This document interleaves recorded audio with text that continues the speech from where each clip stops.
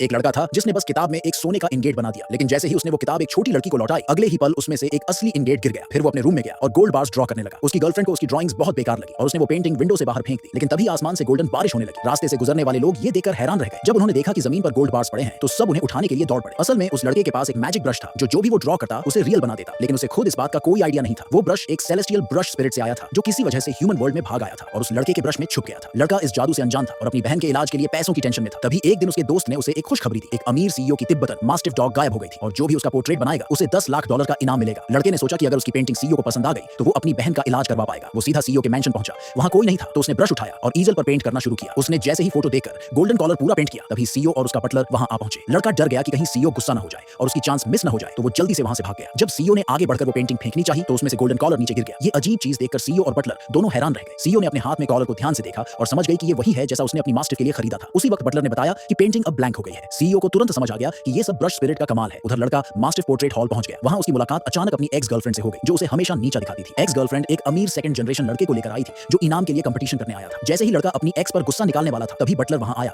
और पूछा कि सीईओ के ईजल पर पहले किसने स्क्रिबलिंग की थी। ये सुनकर लड़का टेंशन में आ गया। उसे डर था कि अगर पकड़ा गया तो मास्टर की पेंटिंग करने का चांस चला जाएगा और उसकी बहन को अभी भी इलाज के लिए पैसे चाहिए थे। लड़के को नर्वस देखकर वो अमीर लड़का जानबूझकर बोल पड़ा कि उसी लड़के ने ईजल खराब किया था। सबको लगा अब लड़के को सजा मिलेगी, लेकिन सरप्राइजिंगली बटलर ने कहा कि सीईओ को वो गोल्डन कॉलर बहुत पसंद आया जो लड़के ने बनाया था। ये सुनकर लड़का खुद हैरान रह गया क्योंकि उसे तो लगा था कि उसकी ड्राइंग बहुत खराब थी। जब उस अमीर लड़के को पता चला कि सीईओ को वो पेंटिंग पसंद आई तो उसने तुरंत अपनी बात पलट दी और बोल दिया कि कॉलर उसी ने बनाया था। प्रूव करने के लिए उसने ड्रॉ करना शुरू कर दिया, लेकिन इससे पहले कि वो फिनिश करता सीईओ खुद पेंटिंग हॉल में आ गए। कुछ ही देर में उस लड़के ने कॉलर की कॉपी बना दी, लेकिन सीईओ ने पहली नजर में पहचान लिया कि ये मैजिक ब्रश से नहीं बना है, पर वो उसे फेक कहकर सीधे एक्सपोज नहीं करना चाहती थी। उसे लगा कि ब्रश स्पिरिट खुद सामने नहीं आना चाहता, इसलिए उसने सोचा कि अब किसी और तरीके से असली मैजिक ब्रश को पहचानना होगा। बटलर ने जल्दी से मास्टर पेंटिंग कंपटीशन अरेंज करवा दिया। ब्रश सिलेक्शन के टाइम वो अमीर लड़का फिर से प्रॉब्लम क्रिएट करने लगा। उसने जानबूझकर उस लड़के को लास्ट में ब्रश चूज करने के लिए धक्का दे दिया। जब उसकी बारी आई तो उसने जो लास्ट बचा हुआ ब्रश था उसे भी 2 टुकड़ों में तोड़ दिया। इससे मजबूर होकर लड़के को अपना खुद का मैजिक ब्रश यूज करना पड़ा। सब रेडी होने के बाद ऑफिशियल मास्टर पेंटिंग राउंड शुरू हुआ। लड़के ने जब अपनी पेंटिंग देखी तो उसे लगा कि उसकी बाकी लोगों से बहुत कमजोर है। उसे भरोसा नहीं था कि सीईओ कभी उसकी पेंटिंग पसंद करेगी। सभी पेंटिंग्स देखने के बाद बटलर ने सबको बोला कि अपनी नेम और कॉन्टैक्ट डिटेल्स पीछे लिख दो। फिर बोला कि अब सब घर चले जाएं और रिजल्ट का वेट करें। वहीं वो अमीर लड़का पेशेंस खो बैठा और अपनी पेंटिंग सीधा सीईओ को दे दी, लेकिन सीईओ ने उसे बोला कि अपनी पेंटिंग नीचे रखो और साइड हो जाओ। तब उसने कहा कि वो बाकी की पेंटिंग्स कलेक्ट करने में मदद कर सकता है। सीईओ की परमिशन मिलते ही वो सीधा उस लड़के के पास पहुंचा। जब उसने देखा कि लड़के की मास्टर पेंटिंग में लाइनें सख्त हैं, टेक्निक वीक है और उसमें कोई स्पिरिट नहीं है, तो उसने उसे मजाक बनाकर बोला कि तेरे जैसे इंसान को इनाम के लिए कंपीट करने का कोई हक नहीं है। वहीं उसकी एक्स गर्लफ्रेंड भी हंसने लगी और बोली कि उसकी ड्राइंग तो किसी कैट जैसी लगती है। उसने हाथ बढ़ाया कि पेंटिंग को फाड़ दे, लेकिन लड़का वहां अपनी बहन की जान बचाने के लिए आया था, तो उसने सबके सामने वार्निंग दी कि अगर किसी ने उसकी पेंटिंग को टच भी किया तो वो खुद से भिड़ जाएगा। उसी वक्त सीईओ ने नोटिस किया कि लड़के का स्केचिंग स्टाइल ठीक वैसा ही है